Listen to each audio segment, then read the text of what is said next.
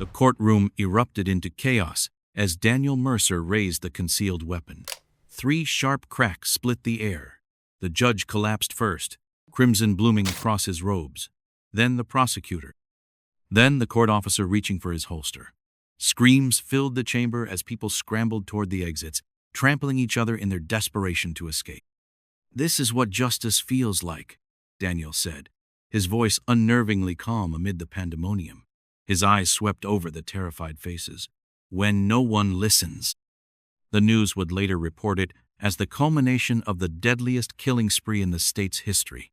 They would tally the victims' 214 souls in total spread across 7 counties.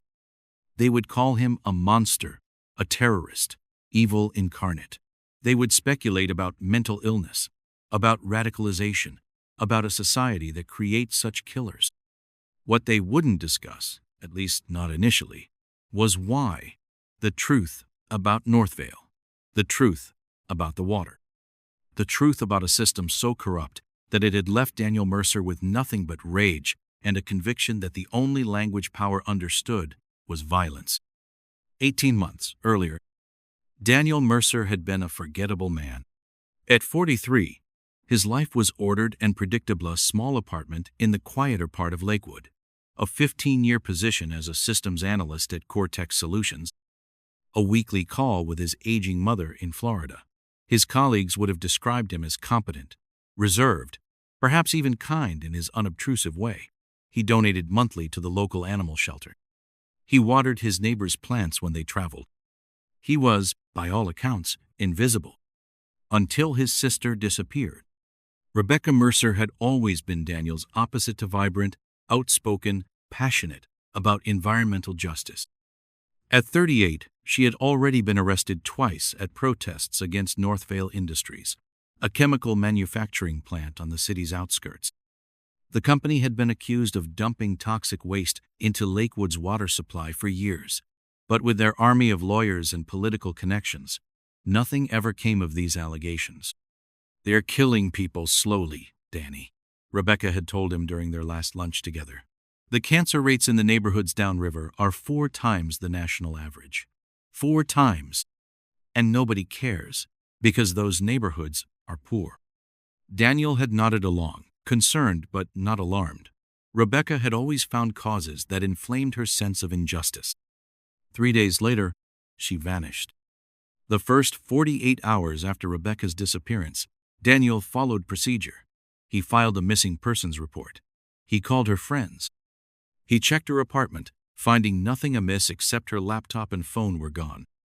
The detective assigned to the case, a weathered man named Grimes, with perpetually loosened T-head, listened patiently before explaining that adults go missing by choice all the time.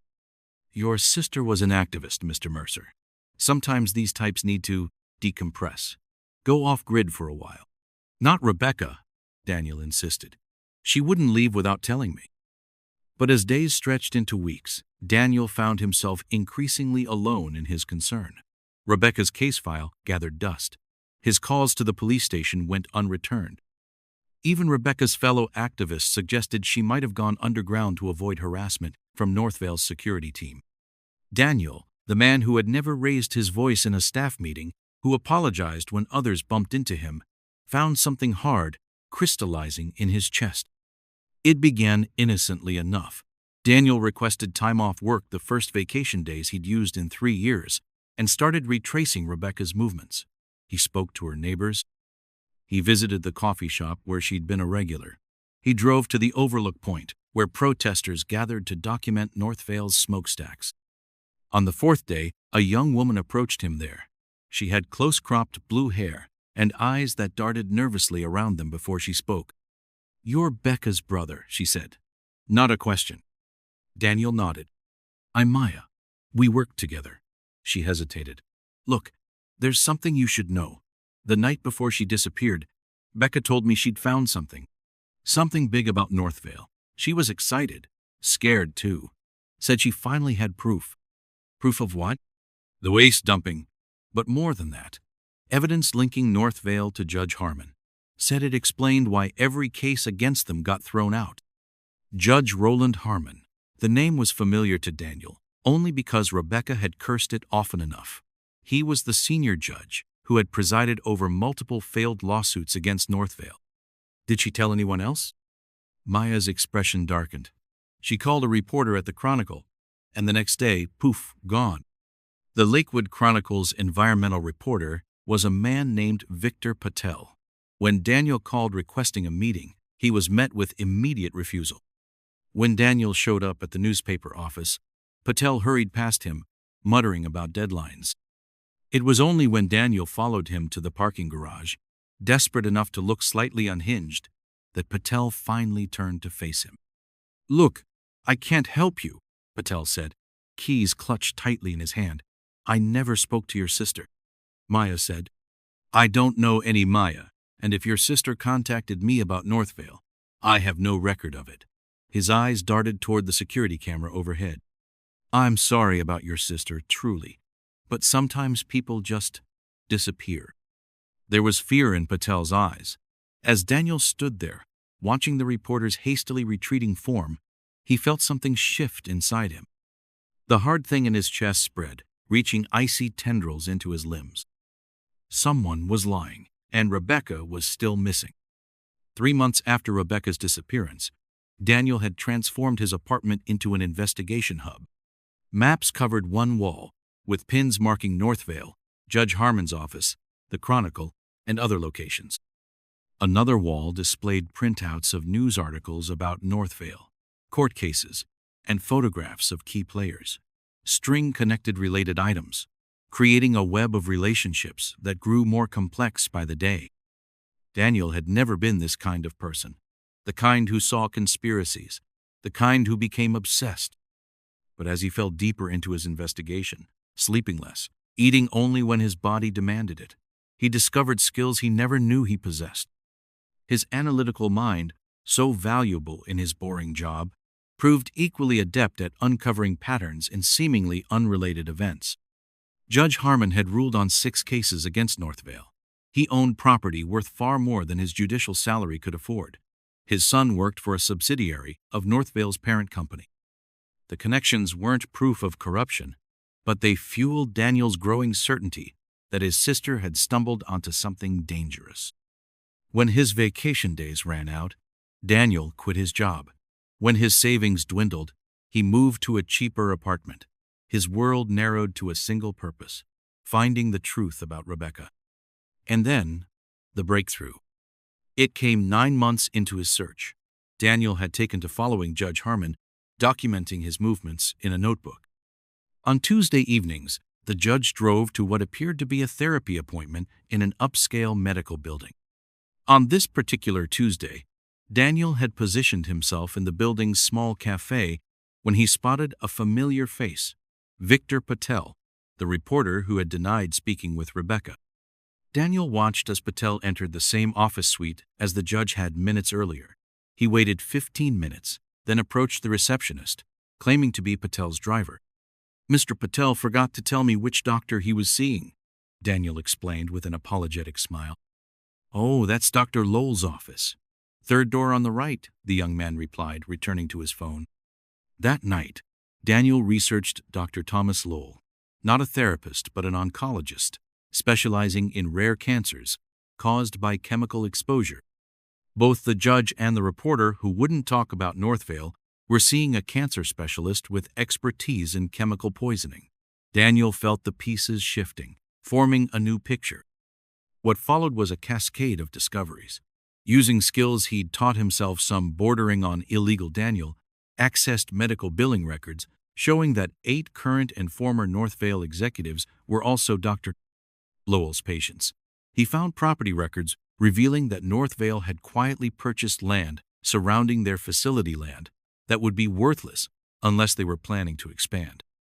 And then, the smoking gun, in a sealed court filing that Daniel should never have been able to access. He found evidence that Northvale had known for decades that their manufacturing process created a byproduct called hexavalent chromium-9, a compound linked to aggressive cancers. Rather than changing their process, which would cost millions, they had opted to dispose of it in ways that contaminated the groundwater. Judge Harmon had sealed these records. The same Judge Harmon who was now dying of a rare cancer, who had for years protected the company responsible. Daniel understood now what had happened to Rebecca. She had discovered this connection, confronted someone with it, the judge, perhaps, or someone at North Valley, and they had silenced her. But who would believe him? A grieving brother who had quit his job to pursue what everyone would see as a conspiracy theory? He needed irrefutable proof that would compel action. He needed someone who would listen. He needed justice for Rebecca. Daniel's first attempt at justice followed the rules. He compiled his evidence and sent it to the FBI's Public Corruption Division. He sent copies to the State Attorney General, the Environmental Protection Agency, and 3 national news organizations. He waited for the system to work. No one responded. His second attempt was more direct. He approached families of cancer patients in the affected neighborhoods, showing them his findings. Most were too overwhelmed with medical bills and caregiving to act. Those who showed interest mysteriously backed away after initial conversations. After one such meeting, Daniel returned home to find his apartment had been searched. Nothing was taken, but his research had been disturbed a warning. That night, Daniel moved his evidence to secure locations and bought a gun. His third attempt at justice crossed a line. He confronted Judge Harmon outside his home, recording their conversation. The judge, thin and jaundiced from his treatments, listened to Daniel's accusations with surprising calmness. "You think you're the first person to figure this out?" Harmon asked, his voice raspy. "Your sister wasn't even close. We've been managing this situation for 20 years. People are dying," Daniel said. "People are always dying, Mr. Mercer. The question is whether their deaths serve a purpose. Northvale employs 3,000 people in this county. They fund our hospitals, our schools. They are the economy. And that justifies murder?" The judge smiled thinly. "No one murdered your sister. She had an accident.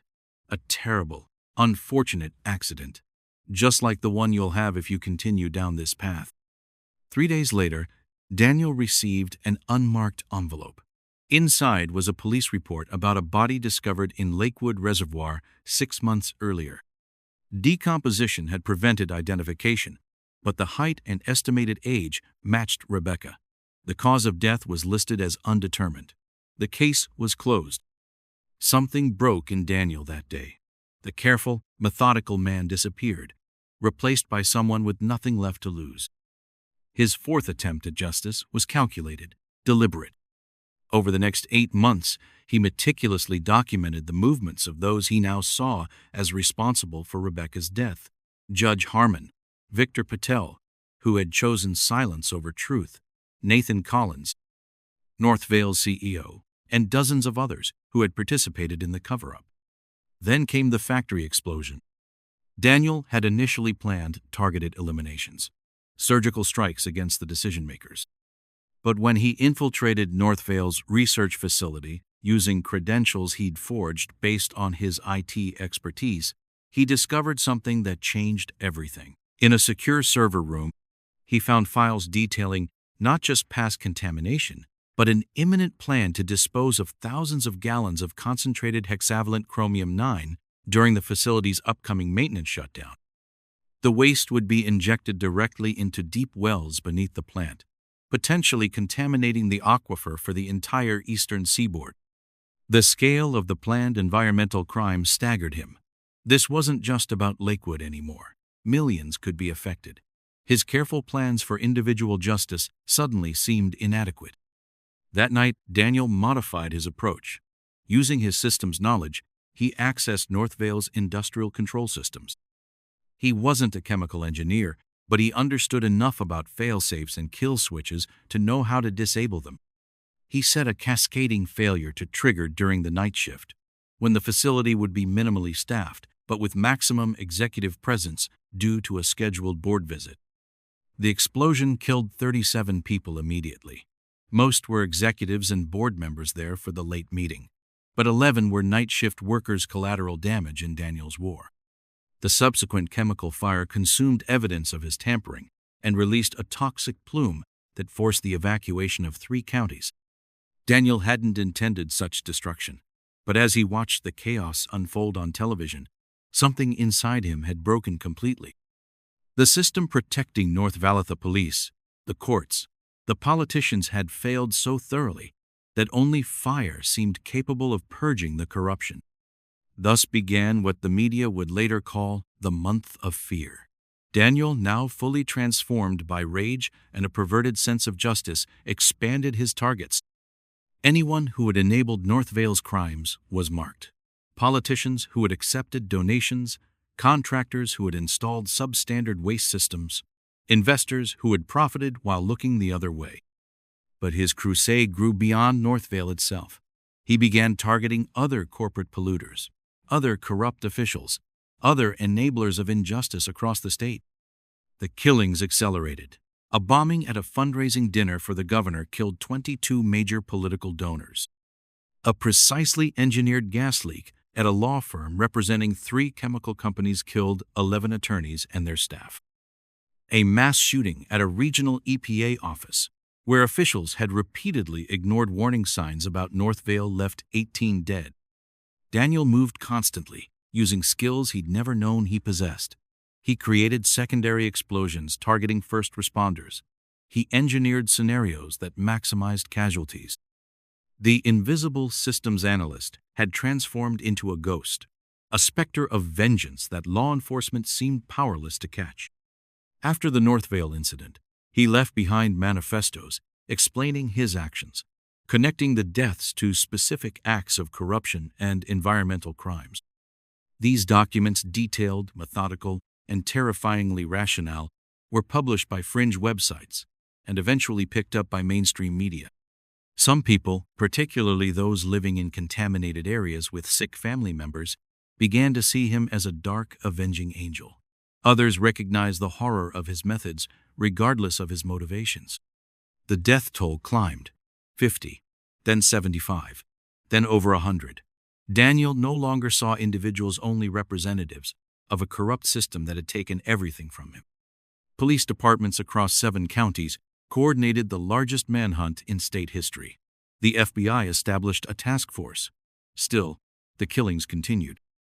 By month's end, Daniel's victims numbered 174. Each death was meticulously documented in his growing manifesto, with evidence linking the victim to environmental crimes or cover-ups. Grieving families struggled to understand why their loved ones, many of whom were secretaries, security guards, or junior employees with minimal knowledge of corporate decisions, had been included in his brutal calculus of justice. Public opinion split. Some saw the killings as horrific acts of terrorism. Others, particularly in the affected neighborhoods, whispered that justice was finally being served. Daniel felt nothing, not satisfaction, not remorse, just a detached sense of completing a necessary task. The end came during Nathan Collins' trial, not for any crimes related to North Vale, but for tax evasion, the only charge prosecutors had been able to make stick after months of investigating the North Vale explosion. Collins had emerged relatively unscathed, his legal team having constructed a narrative that placed all blame on lower-level managers who had conveniently perished in the blast. Daniel had watched the proceedings from afar, his rage building as Collins's expensive legal team systematically dismantled the government's case. The man responsible for hundreds of cancer deaths, for Rebecca's murder, for poisoning an entire region, was about to walk free once again. For his final act, Daniel had prepared meticulously. Over 3 weeks, he had mapped every entrance and exit to the courthouse. He had studied shift changes among the security staff. He had acquired explosives and positioned them at key structural points in the building's underground parking garage enough to bring down the entire east wing. On the day the jury was set to deliberate, Daniel entered the courthouse through a service entrance. He had aged a decade in the months since Rebecca's body had been identified, his hair now gray, his face gaunt and weathered, his eyes hollow. Few would recognize the systems analyst who had once apologized for taking the last coffee from the break room pot. Security had been heightened because of the nationwide manhunt, but Daniel had planned for this. A coordinated series of false alarms at 3 nearby government buildings had stretched police resources thin. The courthouse's security systems had been compromised by malware Daniel had planted weeks earlier. The guards were edgy, distracted, overwhelmed by the crowds of protesters outside, both those demanding justice for Northvale's victims and those condemning the unknown vigilante who had killed so many. Daniel took a seat in the back row of the courtroom, watching as Collins smugly conferred with his attorneys. The man didn't look like a monster, looked like any other wealthy executive, secure in the knowledge that the system would protect him, because it always had. When Judge Marianne Wesley Harmon's former colleague and friend announced that certain evidence would be inadmissible, Daniel triggered the first sequence of explosions. The building shuddered. Plastered dust rained from the ceiling. Alarms began blaring. As security personnel rushed to evacuate the courtroom, Daniel approached the bench. From beneath his jacket, he produced not just a handgun, but a dead man's switch connected to additional explosives placed throughout the courtroom itself. "Nobody move," he said, his voice amplified in the sudden silence. "I've waited too long for this moment." The room froze. 200 people, jurors, attorneys, reporters, family members of victims seeking closure. Court staff held their breath collectively. Outside, the evacuation from the first explosions was already creating chaos. "Nathan Collins," Daniel said, pointing the gun at the CEO who was now frozen mid-rise from his chair. "Judge Wesley, do you know who I am?" Neither responded. Daniel smiled thinly. "I'm Rebecca Mercer's brother, the woman whose body you dumped in Lakewood Reservoir after she threatened to expose you. I'm also the brother, son, father, friend of the 214 people whose lives you've already taken with your poison. And I'm the man who's been delivering the justice that this courthouse never would." Recognition dawned in Collins' eyes. Judge Wesley reached slowly for the panic button beneath her bench. "I wouldn't," Daniel said quietly. "This switch in my hand is connected to enough explosives to take down this entire building. No one else needs to die today if you do exactly as I say." For the next 17 minutes, live streamed by a court reporter who continued recording, Daniel laid out the entire conspiracy, the deliberate contamination, the falsified reports, the strategic bribes, the targeted murders of whistleblowers, including Rebecca. He presented evidence that had been deemed inadmissible, or that had mysteriously disappeared from police custody. As he spoke, something shifted in the courtroom. Fear remained, but something else emerged: a terrible recognition.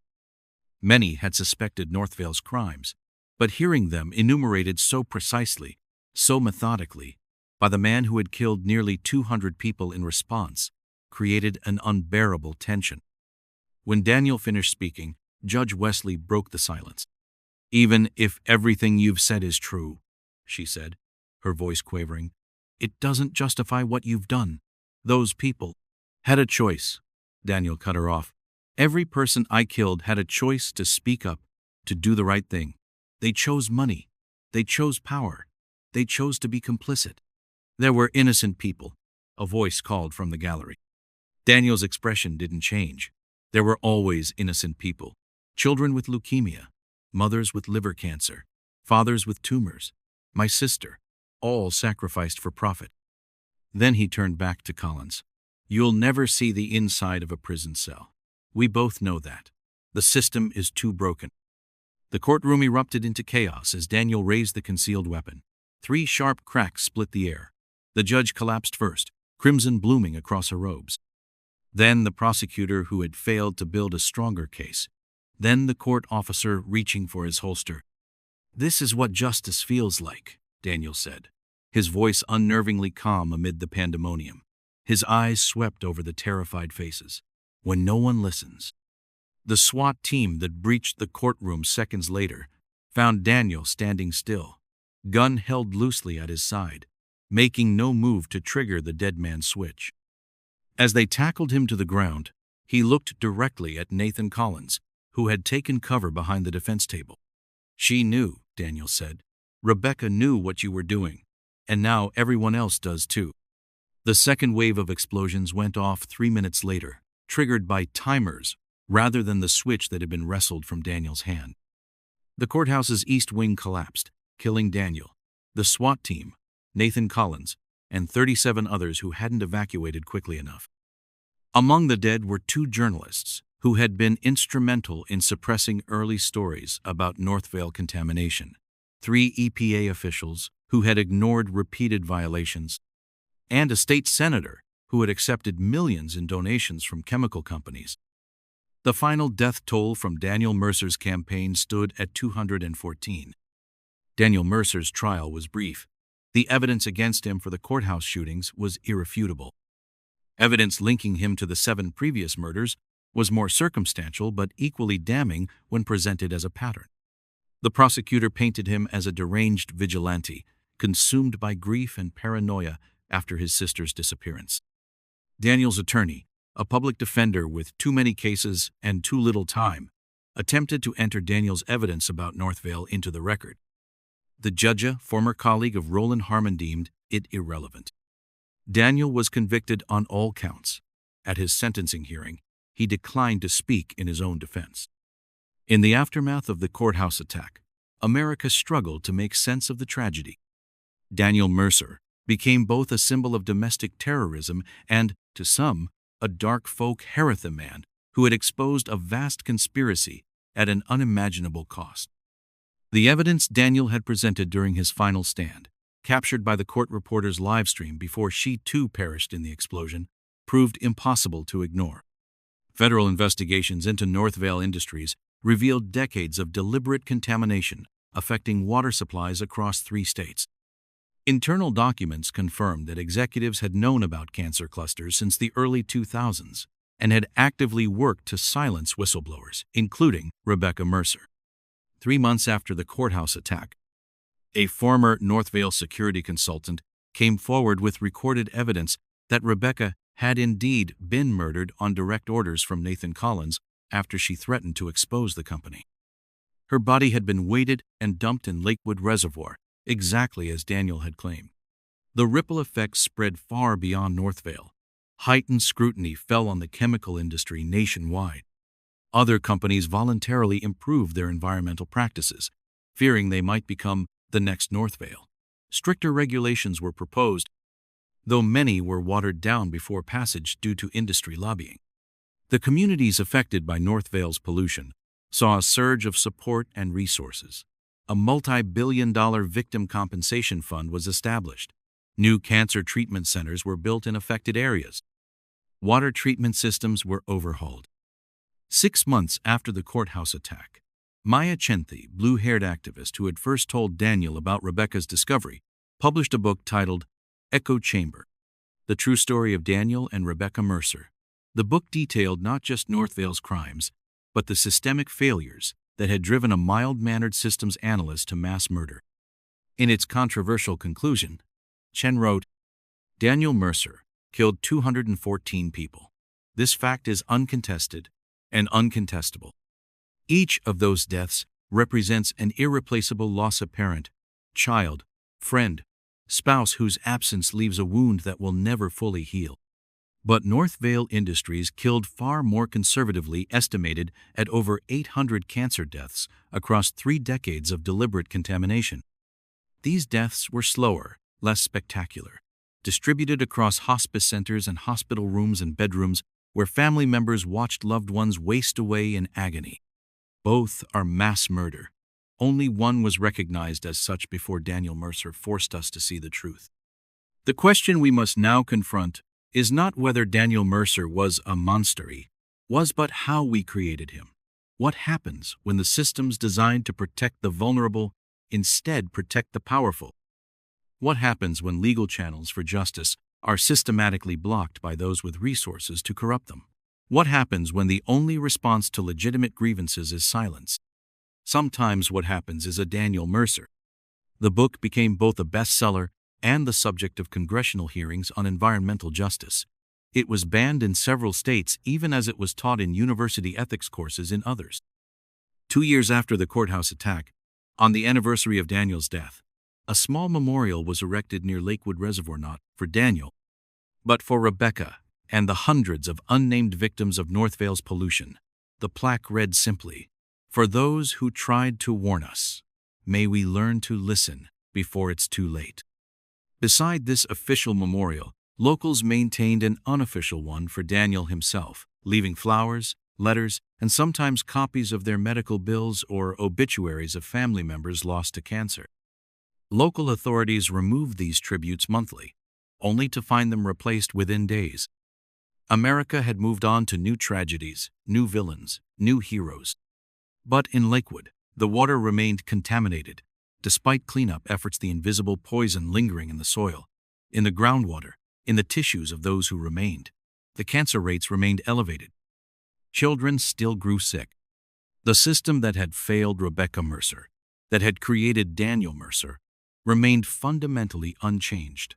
Corporations still funded political campaigns. Judges still came predominantly from corporate law backgrounds. Regulatory agencies still struggled with inadequate resources and revolving doors with industry. The greatest injustice of all was perhaps this, that it had taken the deaths of 214 people in spectacular acts of violence to draw attention to the deaths of 800 people from corporate negligence.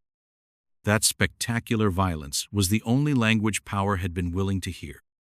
In a maximum security prison cell 2 states away, a young environmental activist arrested during protests against another chemical company read Maya Chen's book and stared at the ceiling, thinking about Daniel Mercer, thinking about systems that wouldn't change, thinking about justice that never came, thinking about what she might be willing to do when all legal channels failed. The cycle continued. The poison remained. The echo chamber of injustice claimed new victims. And somewhere, perhaps, Rebecca and Daniel Mercer watched it all unfold, together at last beyond the reach of justice, or injustice, beyond the capabilities of a system that had failed them both so completely. Subscribe and like if you enjoyed the video.